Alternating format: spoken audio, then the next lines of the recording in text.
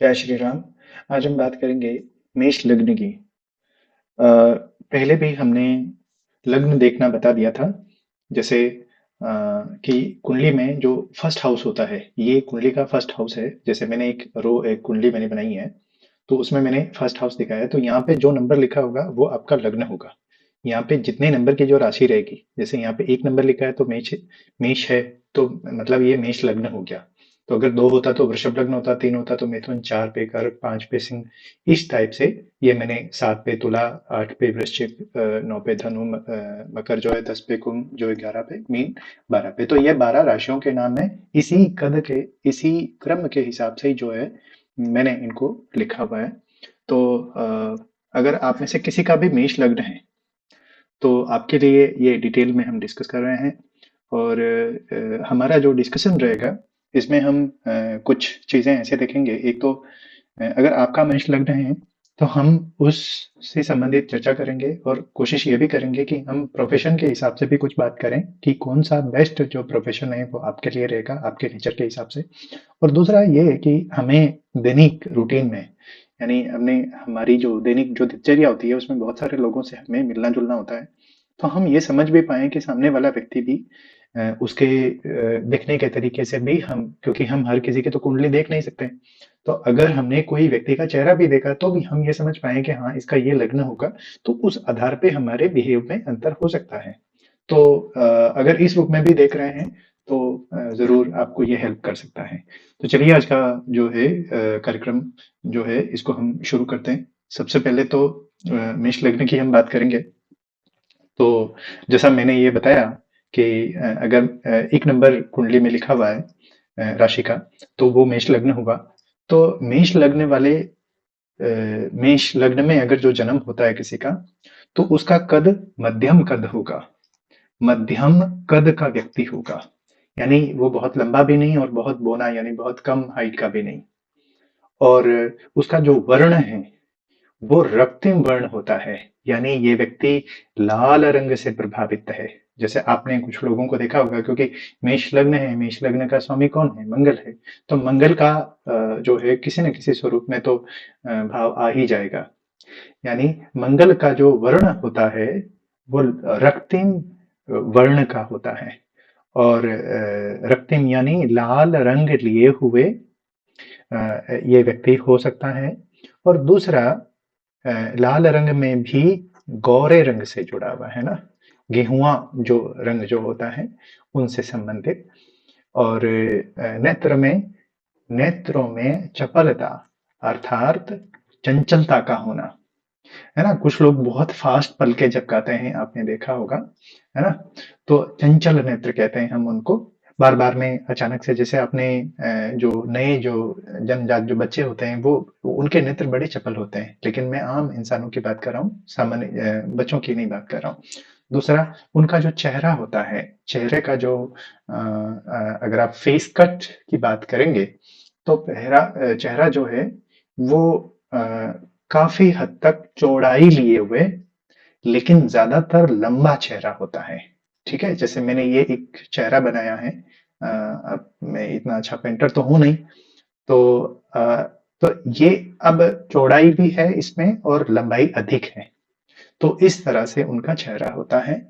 और मन में एक्चुअली ये लोग, इनकी जो समझ होती है, दूसरे लोगों के मन में कुछ भाव चल रहे हैं, कुछ बातें चल रहे हैं, तो इनकी जो जो पावर होती है वो समझने की, मन को समझने की, वो बहुत अच्छी होती है। तो हम ऐसा कह सकते हैं। और दूसरा, इनके पैर जो है वो बड़े होते हैं। पैर पैर का जो ऊपरी हिस्सा रहता है, जैसे घुटने के ऊपर का जो हिस्सा रहता है, जिसको हम जांग कहते हैं, जांग ज्यादा बड़ी होती है एज कंपेयर टू पैर के। वैसे जनरली जांग बड़ी ही होती है। तो लेकिन इन लोगों का सामान्य से थोड़ा बड़ा रहता है। दूसरा, इनके जो केश होते हैं, बाल कैसे होते हैं?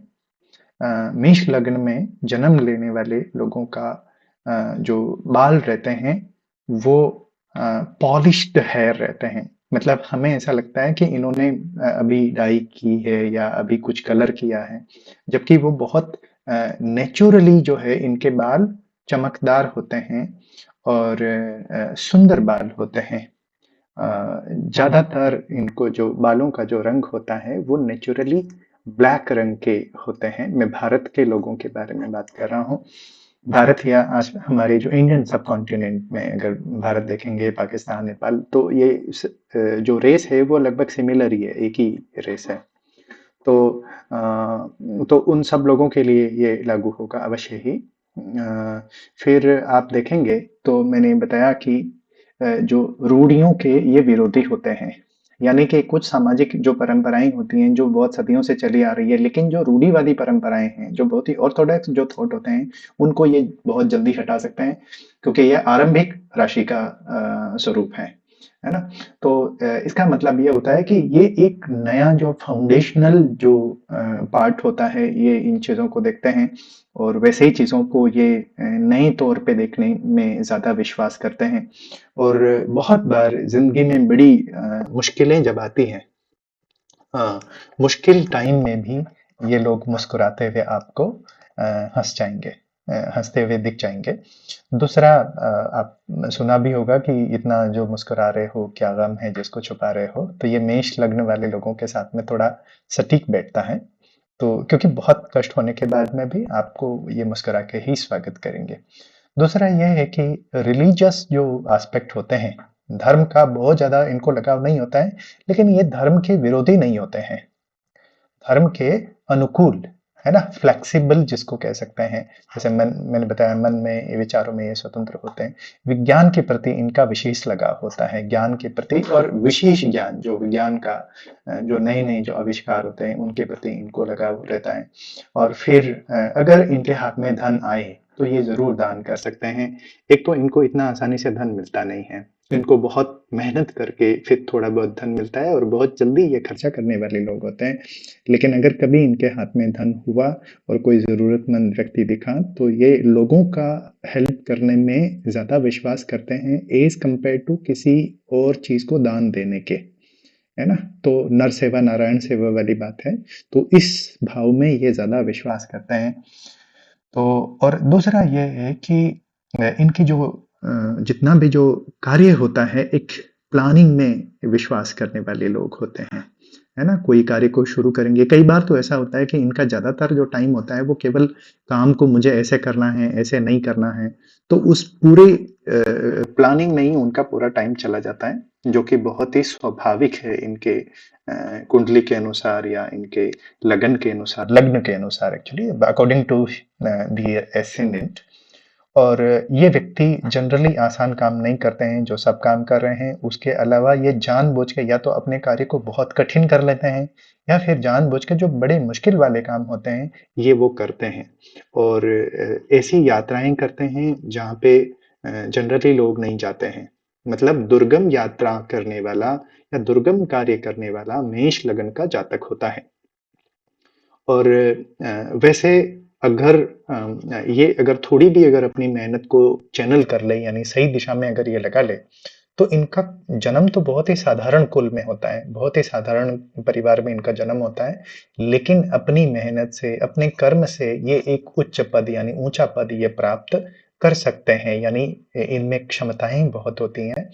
लेकिन अगर ये केवल अपने अग्रेशन को, अपने गुस्से को अगर ठीक जगह पे लगाएं, तो ये व्यक्ति बहुत असाधारण हो सकता है। ऐसे व्यक्ति जनरली सेना में जाते हैं या मिलिट्री या फोर्स सर्विसेज में जाते हैं। तो क्योंकि फोर्स सर्विसेज में और मिलिट्री के फील्ड में व्यक्ति का जो है फिजिकली भी बहुत अच्छा होना जरूरी है, और इनका जो नेचर रहता है वो बहुत ही जल्दी गुस्सा आ जाने वाला, और फिर बहुत जल्दी ये सामान्य भी हो जाते हैं।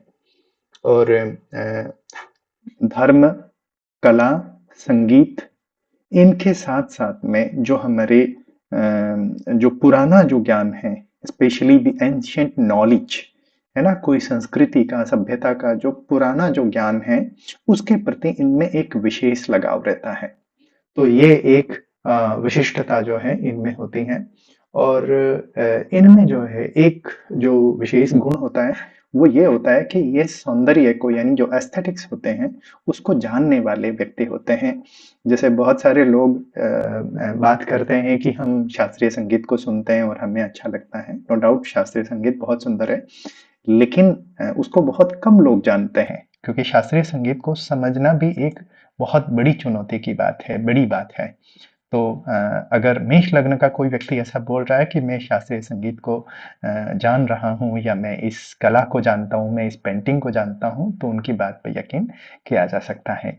चलिए हम फिर मिलेंगे अगले लग्न के साथ में, तब तक के लिए अनुमति दीजिए। आप सबका बहुत बहुत धन्यवाद।